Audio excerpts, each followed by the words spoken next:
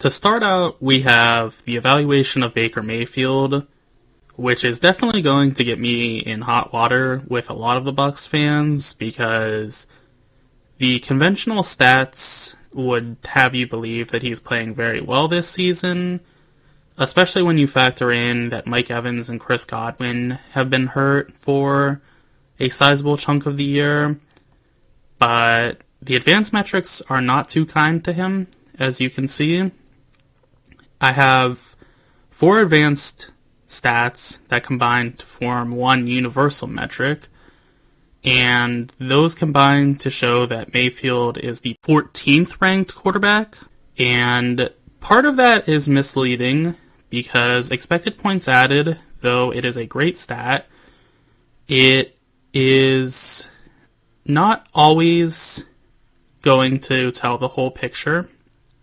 And that's why I have these other 3 stats to hopefully combine to form one holistic metric that is rather inclusive of everything. But the issue with expected points added is that with the Buccaneers passing a lot, they are going to not always be passing as efficiently as if they had a solid run game to fall back on. Because, for one, they're not going to be running as much play action, perhaps, which is a more effective type of passing than conventional passing is. But also, with you passing a lot, you're going to have to pass shorter because you're not going to have the run game to be your short medium for yardage. So he's going to be a little bit discredited more than he should be, according to expected points added. But with that said, I think EPA is still a great stat. If you're unfamiliar with it, I recommend checking out my video that I did on it. It's awesome because it's useful in defining how well a quarterback, offense, and defense is playing as a whole. So it's very versatile. With that said, Mayfield is not playing fantastically in an advanced stat lens, but some players that are playing very well are Mike Evans, who is 50th in yards per game and 40th in yards per reception, which I think doesn't do him full service either, because I think he's a better deep downfield threat than that 40th ranking would suggest. He is held back maybe a little bit by Mayfield not being the absolute greatest deep downfield thrower, but in addition to that, he is really showing that he can be a consistent field mover with his 50th ranking. I again think he's a little bit better than that, but even still, being 50th is not bad, especially when you factor in he was splitting the field and stats with Chris Godwin, so that held back his production some.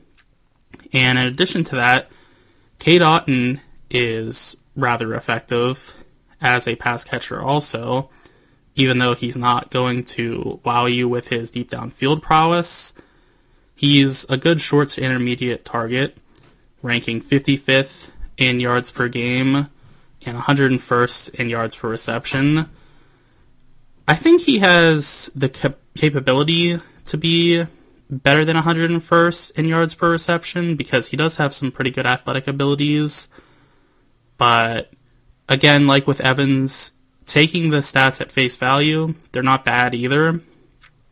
I think it's very interesting that Rachaad White is as capable of a receiver as he is, because he's been, overall, I would say, a rather disappointing player in the pros to this point. But being 94th in yards per game and 126th in yards per reception for all players when you're a running back is pretty good production. So I'll take that for sure.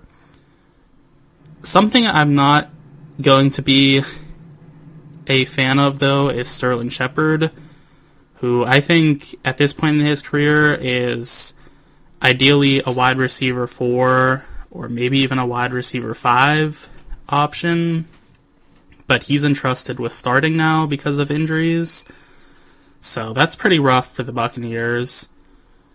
That is also something, though, that is holding Mayfield back, going back to that point, is that Sterling Shepard is entrusted with starting contributions, whereas he is not going to do that on basically any other team, unless there's obviously some other injuries like that for the team.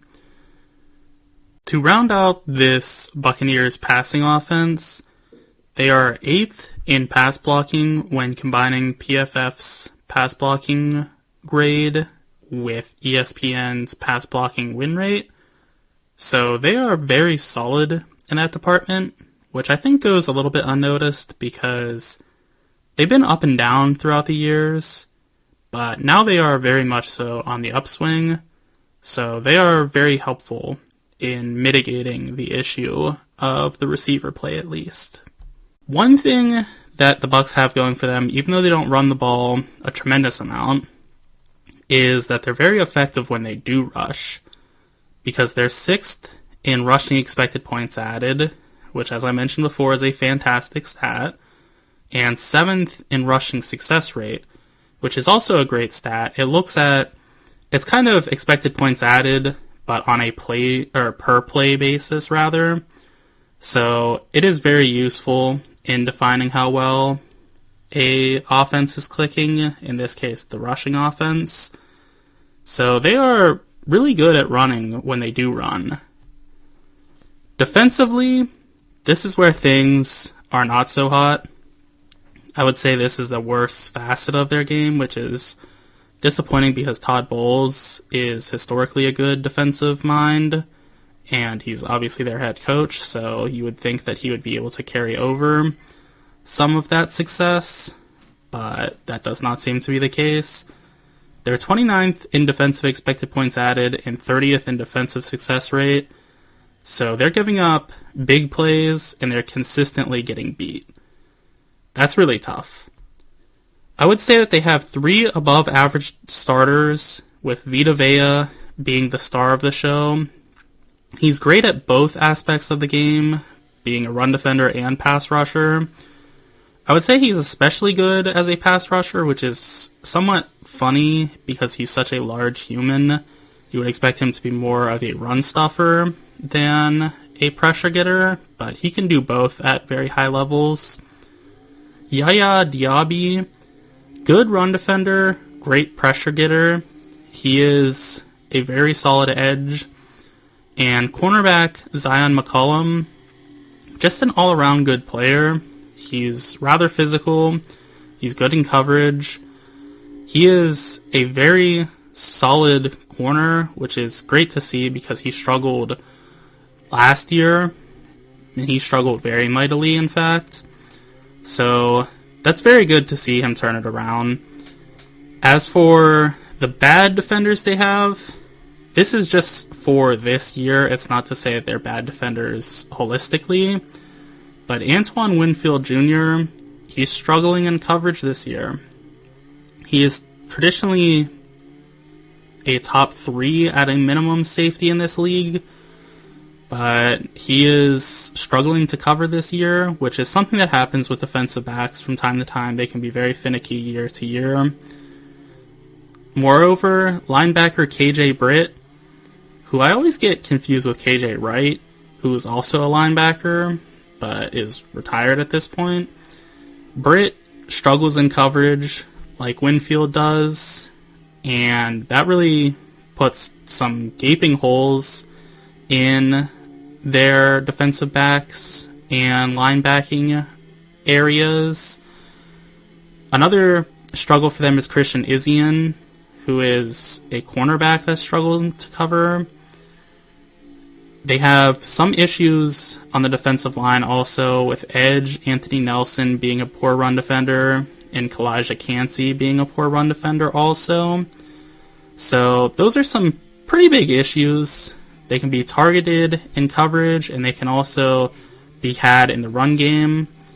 So those are not great looks for a team that would ideally like to be defensively minded. those are my thoughts on the Buccaneers. Be sure to let me know what yours are in the comment section. And also be sure to like and subscribe for more NFL content.